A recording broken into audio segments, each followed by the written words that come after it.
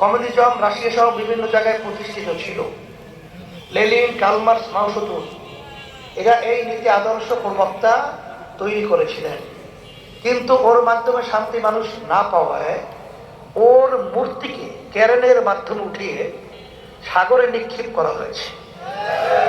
প্রচলিত গণতন্ত্র যেই নীতি আদর্শ আজকে বাংলাদেশের মধ্যে বিএনপি লালন করে, আওয়ামী লীগ লালন করে, জাতীয় পার্টি লালন করে, সেই নীতি আদর্শের প্রবক্তা হলো আমেরিকান প্রাক্তন প্রেসিডেন্ট আব্রাহাম লিঙ্কন।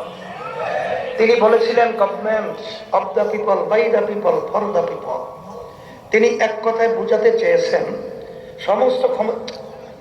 খেলাখেলি না করলে ভালো লাগে না? হ্যাঁ, যেই কথা বলতে চাইছিলাম, সমস্ত ক্ষমতার মালিক জনগণ। সবাই বলে নাউজুবিল্লাহ। এই নীতি আদর্শ কিন্তু বিএনপিও বিশ্বাস করে, আওয়ামী লীগও বিশ্বাস করে, জাতীয় পার্টিও বিশ্বাস করে। আবার আওয়ামী লীগ আর একটা সামনে যোগ করছে ধর্ম নিরপেক্ষতাবাদ, যেটা আমাদের পাশের রাষ্ট্র ভারত। তারা ধর্ম নিরপেক্ষতার বাদের ব্যাখ্যা দেয়, যার যার ধর্ম সে পালন করবে। সবাই বলে নাউজুবিল্লাহ। নিরপেক্ষ শব্দের অর্থ কি? কোনো পক্ষ নাই। এটা কি বুঝাতে কোনো কষ্ট হয়? বুঝতে কোনো কষ্ট হয়? আচ্ছা বলেন তো, কোন মানুষ যে একটু বুঝ হয়েছে সে কি নিরপেক্ষ না পক্ষ? যদি আমি কি জিজ্ঞাসা করি তুমি কে, বলে আমি কৃষ্ণ, আমি একজন হিন্দু, আমার ধর্ম হলো হিন্দুত্ববাদ, পক্ষ না বিপক্ষ? পক্ষ না নিরপেক্ষ? যদি জিজ্ঞাসা করি তোমার নাম কি, বলে আমার নাম জর্জ ডব্লিউ ঘোষ, আমি একজন খ্রিস্টান, আমার ধর্ম হলো খ্রিস্টবাদ, পক্ষ না নিরপেক্ষ? আমাকে যদি জিজ্ঞাসা করে আপনি কে, আমি বললাম আমার নাম রেজাউল করি, আমি একজন মুসলমান, আমার ধর্ম হলো ইসলাম, পক্ষ না নিরপেক্ষ? এই শোনেন, নিরপেক্ষ হয় যারা ধর্ম কর্ম মানে না। এই জন্য আওয়ামী লীগের এক নেতা বাংলাদেশে বলছিল, আমি হিন্দু না, আমি মুসলমান না। জানা সবাই আছে কিনা? নাম বলা দরকার নাই, জানা আছে কিনা? জানা থাকলেই হবে। আমি বলবো যে আজকে ইসলাম এমন এক নীতি আদর্শ, যেই নীতি আদর্শের মাধ্যমে আপনি ইতিহাস পড়বেন, তাম দুনিয়ার মধ্যে যখন যে জায়গায় এই নীতি আদর্শ বাস্তবায়ন ছিল, তখন বিজাতিরা পর্যন্ত শান্তির লক্ষ্যে তাদের দেশ ছেড়ে ইসলামী নীতি আদর্শের মধ্যে এসে বসবাস করেছে। অনেকে ইসলামকে ভয় পায়। আসলে ইসলাম শব্দের অর্থ শান্তি, এর ভিতরে ভয় কি আছে? কিন্তু এই যে ইসলাম বিদ্বেষী যে চক্রগুলো রয়েছে, তারা কিন্তু ইসলামকে এমন ভাবে আমাদের সামনে উপস্থাপন করেছে। গ্রামের একটা প্রবাদ বাক্য রয়েছে, চুন খেয়ে মুখ পুড়ে গেলে দধি দেখলে ভয় পায়। অর্থাৎ চুনের রঙও সাদা, দই রঙও সাদা। এখন চুন খেয়ে মুখ পড়ছে, দই চাকলো কি পাইছে? ভয় পাইছে। আসলে কি দধি কোনো ক্ষতিকারক না শরীরের জন্য উপকার? তাই ইসলাম এমন এক জিনিস, এমন এক আদর্শ, এর মাধ্যমে শুধু সর্বত্র শান্তি আর শান্তি। তারা ভয় দেখায় এই ইসলামের ভিতরে এমন কঠিন আইন, হাত যদি চুরি করা হয় হাত কেটে দেয়। এখন তো সবাই ভয় পেয়ে গেছে। তাহলে আমাদের বাংলাদেশের যে অবস্থা চলছে, তাহলে তো শতকরা 99%, 99.5, 98, 97, 99, 90, 99 সব হাত কাটা শেষ। কথা ঠিক না? ঠিক।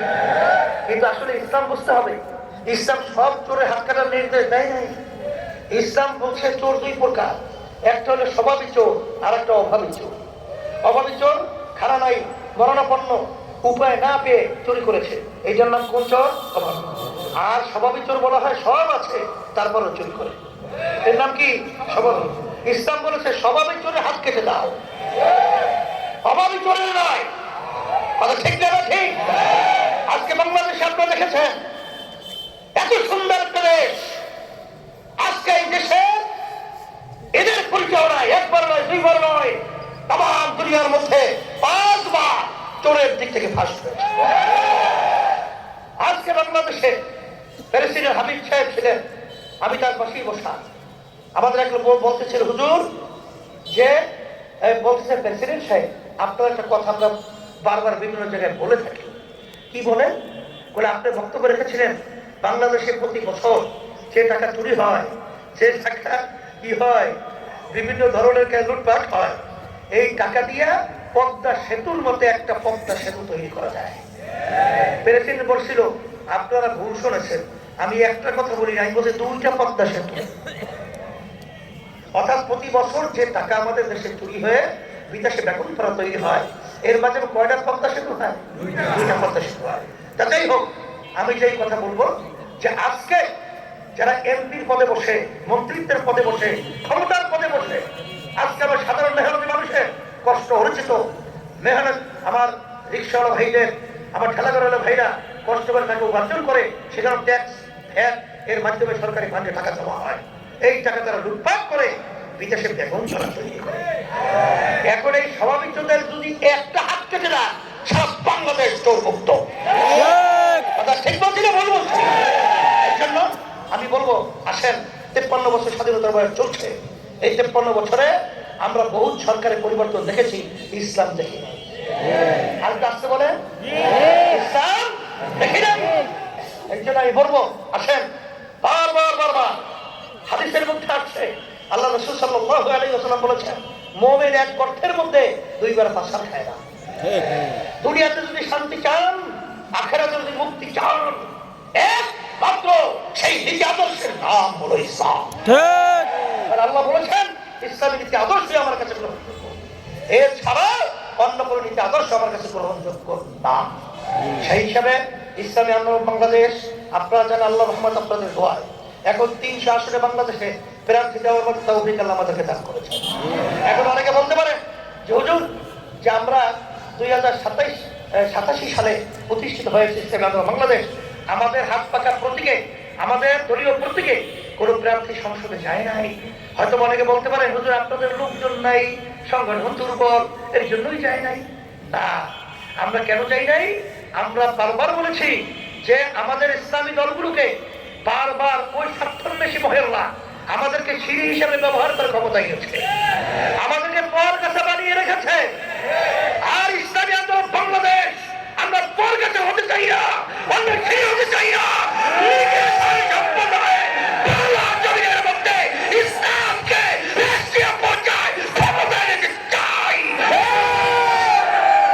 এই জন্য ইসলামী আন্দোলন বাংলাদেশ, আলহামদুলিল্লাহ, আপনারা দোয়া করতে থাকেন যে এখন আমরা কিন্তু ইসলামী সমন্বয় দলগুলো প্রায় একটা মঞ্চ বা একটা ঐক্যের মধ্যে আলহামদুলিল্লাহ প্রায় আমরা চলে এসেছি, এবং পরবর্তী জন্য আমরা জাতির সামনে ইসলামের পক্ষে একটা বাক্স পাঠাতে পারি, এই তৌফিক আল্লাহ দান করেন। আমাদের মারুফ, আপনারা তো জানেন ইঞ্জিনিয়ার, আপনাদের সন্তান, আল্লাহ রাব্বুল আলামিন অনেক যোগ্যতা দান করছেন। কত আসন, কপলগাছ 3 আসনের এমপি প্রার্থী আল্লাহ যে কবুল করে, সামনে আমরা নিয়ত করতেছি আল্লাহ যেন ইসলামের পক্ষে আপনাদের প্রতি কবুল করে নেন। আর তো দেখছেনি, এই হলো একের আমাদের প্রার্থী অ্যাডভোকেট সাহেব, তো জানেন আল্লাহ যেন হাত পাকা প্রকৃতির পক্ষে কবুল করে নেয়। ও দুই আমাদের যে সেক্রেটারি, নাম কি, তসলিম, হলো 2 প্রার্থী হিসেবে আমরা চিন্তা করছি, সবাই দোয়া করেন, আল্লাহ কবুল করুক। আল্লাহুম্মা আমিন। রব্বানা আতিনা ফিদ দুনিয়া হাসানাহ ওয়া ফিল আখিরাতি হাসানাহ